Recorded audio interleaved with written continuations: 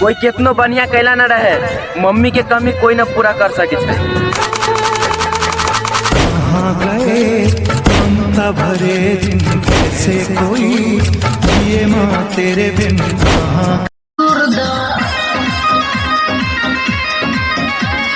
जात नइखे भीतर बरियारी धके हुरद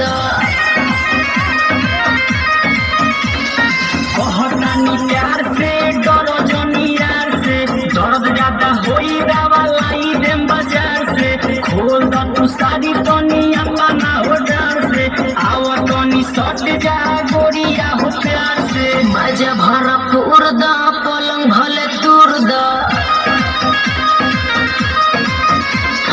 जात नइखे भीतर बरियारी धके हुरद। Mega recording studio ISRO